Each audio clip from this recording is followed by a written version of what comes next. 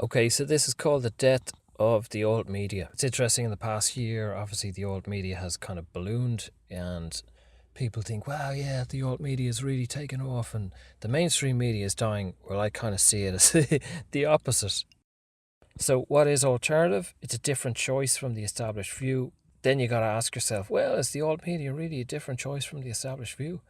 Obviously, there's many layers to an old media. You can have shows about aliens and healing and uh, lizards and hollow earth and flat earth and all sorts of conspiracies and all sorts of spirituality and weird and wacky stuff. That's the old media. It's an alternative to what's on our mainstream media, the middle of the road, the bland, pro-establishment, and so on and so forth. So the mainstream media is obviously the big fish, and any small fish that want to be big fish have to pander to the masses. So you get where I'm going with this. Maybe you do already. Of all the old media in the past 12 months who have mushroomed in size and acquired far more listeners and funding and grown and so on, they've basically had to water down their story and go where the people are, go where the masses are. So it resulted in a lot of these people started off with a mission for truth or investigation or exploring ideas and trying to find out what's going on. And in the past 12 months it was a case of, okay, let's put the ideas could be second. Right now we want listeners, we want viewers. So that's a big compromise. That's basically what the mainstream media has done a long time ago. It's not about truth or story or honesty or investigation. It's just about I suppose it's about brainwashing. It's about pushing a chosen story, which is pretty much propaganda. The alt media, I wouldn't say is as organised as that. I'd say it's more naive and just going after the almighty dollar. There's nothing wrong with going after the money. We all got to survive. We all like to make a lot of money, like to balloon in size and have lots of listeners and viewers. But if it means sacrificing your ethics and morals and what you started out to do or believe in, then you're on a slippery slope. So the left versus right is all pro-establishment. It would be alternative. I think nearly everyone listening to this, if you even got this far, would agree with that. So the likes of Bernie Sanders, Jeremy Corbyn, Donald Trump, obviously Clinton's, you name it. I'd say 99.9% of politicians, they're all pro-establishment. They might vary in little ways, that they have a little different idea here and a different idea there, but ultimately, they don't rock the establishment. They might rock the boat with the public, because the public are kind of pretty much uninformed and pretty naive, and anything that's slightly different, it's like, wow, he's so different. But if you explore free market economics or anarchy, even that's tame, you'll realize that that's way out there for the public. The masses are just like, oh my God, like an anarchist. They have no idea that these other theories exist, and not only exist, but are being practiced all over the world efficiently and work for people. The so-called anti-establishment people are obviously pro-establishment. And the mainstream media works with these people or panders to the establishment. So they'll give us, it's the divide and conquer tactic. They'll give us two sides of the same coin. Ultimately, they're not any threat to the system, but we'll all kind of, argue among each other and vote for party A or party B. But really, at the end of the day, it's not going to change anything. So what's the role of the old media? Really, it's to explore anything outside of the establishment, outside the state, subjects that are not generally accepted. And by definition, this has to split into factions. You've got to have different layers on spirituality or on, flat earth, lizards, economics, communism, socialism, capitalism. There has to be different breaks and groups. That's what an alternative is. It's different options that people can dive into and explore and find their way out of, and then, join something else and explore that. But the bigger any of these get, you've got to question, Are they sticking to their line originally, or investigation and finding ideas, or is it becoming about gaining an audience? Now, there can be a justification for gaining an audience.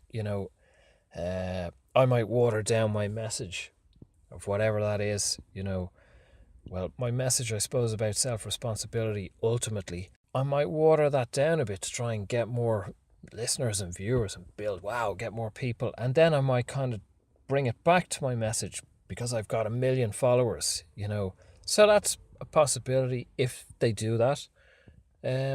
But if I stay with a watered down message, I'm not really alternative anymore. And what's the point of it? I've gone after numbers and fame and fortune as opposed to driving or exploring what my own idea is. Am I still challenged? Am I challenged anymore? Or am I just concentrating on keeping people or gaining people? So a couple of examples. I was a fan of Red Ice Radio for years. I still check regularly who's on the show, but I very rarely listen to it. Stefan Molyneux, similar. Discovered him a few years ago, listened to a lot of stuff. He knows his stuff, he's done his homework, he's very intelligent, he prepares his videos, he's done a lot of research. Delivery is good, very informative. And then obviously I've pretty much switched off. I can't touch the guy at this stage. Alex Jones, I was never really a fan. I'd never say I was a fan of Alex Jones, but I was a fan of the InfoWars website that, if an attack happened, InfoWars very quickly had a lot of information on it, had all the anomalies and all the unexplainable stuff and all the false flag info. It could pick through what was true, what was false, whereas the mainstream media would just give you a kind of a very bland view of there was an attack, there was a shooting, and this happened, and you just have to believe that. There's not really any evidence. Whereas InfoWars, I always thought was very good, that it would pick through and find the holes that sadly the mainstream media just seems to be incapable of doing. Any kind of investigation, asking any questions of the police or the politicians, and so on. So these would be 3 examples that have ballooned in size, over the last 12 months or 18 months, but really gone off topic of why they started this or what their original intention was. But that's okay. I mean, we're all free to change route and go someplace else. I just question why. I wonder, is it money and followers? Or I wonder, have they just been sucked into their own ego, in a sense, to attach to a tribe, to hang on to something and be a part of something, rather than be the media and stand back and actually question and ask questions. That it's like they want to be flag wavers, they want to be voters, they want to join the club, join the flow, which, I mean, we've plenty of that. Now, obviously, these people are easy targets. They're not alternative at all now.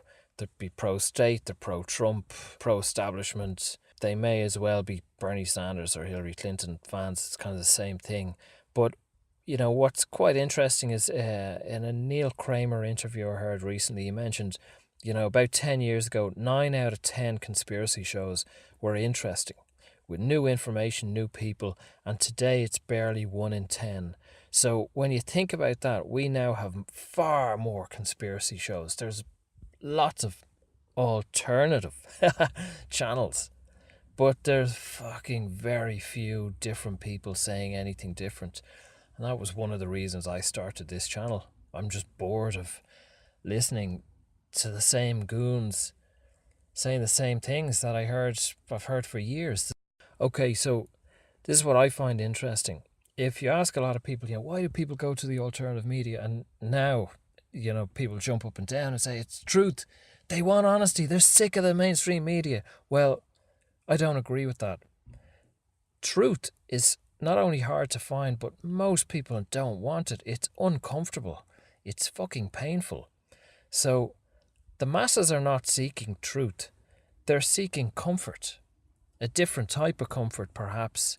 Lies fed to them in a different way. I think they're sick of the delivery and the polished PR responses of politicians and of journalists. So people seek comfort.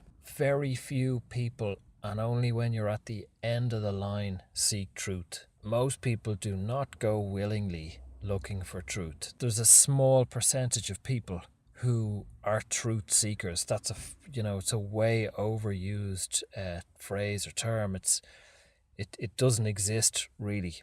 It's minute. People seek comfort.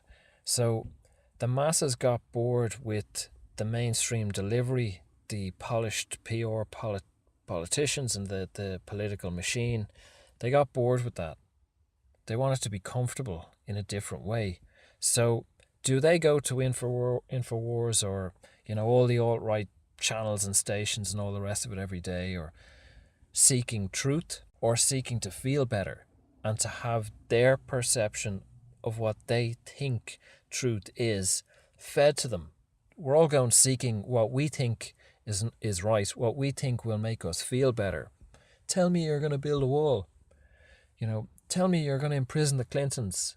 Tell me nice things. Feed me more bullshit. Feed me more bullshit so I can feel good. So truthers have limits too. Conspiracy theorists have limits too. Especially in the last year, you can meet people say, I'm interested in the truth in the alt media. I like Donald Trump. And if you talk to them about insert conspiracy here, they go, no, that's insane. That's crazy. Even if it's like, get rid of the Federal Reserve or have a free, oh, that's crazy, that's nuts. So they're the label of conspiracy theorist or truther now has just become extremely broad. So how broad? Well, I'd say about as broad as the fucking mainstream media. It's spread so wide that it doesn't really have much of a definition anymore. Everyone's a fucking conspiracy theorist. As I saw on Twitter the other day, everyone's talking about the deep state. Ooh, the deep state. It's mainstream now. It's not a conspiracy. It's not unusual. It's just generally accepted. So this alt media has been feeding us the Trump stuff and the alt-right and all that shit for the last year. From my perception, it's obviously not actually alternative at all. It's just, it's pro-establishment. And ultimately, it's taking us away from the alt media. It's taking us away from exploring new ideas. To go back to Kramer's point that if 10 years ago we were investigating 9/11 and vaccines and chemtrails and lizards, whatever you want to call it, whether you agree with these things, think they exist or not, not sure if I do with all of them, but the point is investigation. So if we're looking into all that shit 10 years ago, where should we be now? Surely we should be on a higher consciousness. We should be exploring what the fuck are we? What are we doing here? How do we manipulate this dimension? How do we access other dimensions? How many of these people are doing that? Fucking none of them. None of them. No, none of the known alt media are touching any of these subjects, which they were beginning to touch. Red Ice was certainly a few years ago and has drifted and just basically gone into politics at this stage. This is my point. These voices that were growing audiences and accessing a lot of people, influencing a lot of people, have just directed people back to politics. Of all the fucking shit in the world, in the last year or two, I've grown. My appreciation and understanding for reality TV has grown over current affairs and politics. I think reality TV does what it says in the tin. It's a bunch of idiots or celebrities in a jungle or in a house or talking shit, so what? So it is what it is. Politics, people watch it and they go, oh, I think he's better than him, and they think they understand economics. They think that they understand these politicians. They think this guy's better than that. It's all nonsense. I think reality TV is more beneficial to people. It's entertaining. It's escapist. Current affairs and politics is just toxic. It divides society, brainwashes people, and it doesn't offer any solutions. It should be shunned and ignored and removed from society. And it sucks people's energy and attention in when we could be exploring far greater ideas and theories about what we are and who we are and what we're doing here. And that's not happening. So the final verdict is, it's not that the alt media has ballooned or grown in the past year and the mainstream media is in decline. It's actually that the alt media has gotten smaller and the mainstream media has broadened. That's all. It's actually grown. It's now just poured into other areas. It's expanded its scope. That's all. It's now just expanded into YouTube and into the alt-right and into different areas.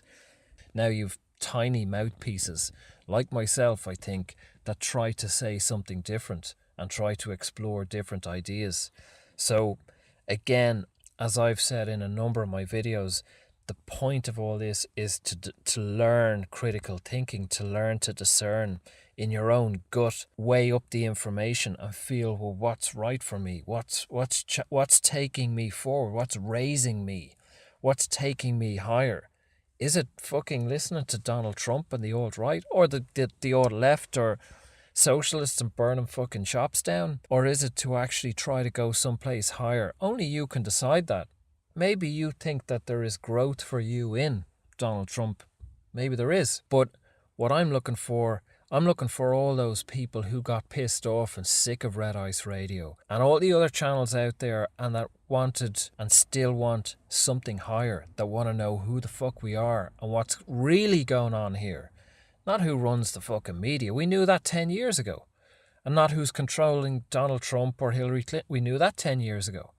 So to go further, to go deeper, and that's part of the purpose of this channel and what I'm trying to do. That's my take. Thanks for listening. I hope it was of use, of interest. Please subscribe to my newsletter. Check out the website. I'm now doing remote healings to anyone in the world. Doing a lot of work with women, remote guidance, which is powerful stuff. Check out the testimonials, having great results. Subscribe, like, pass it around, share it, and talk to you. Thanks.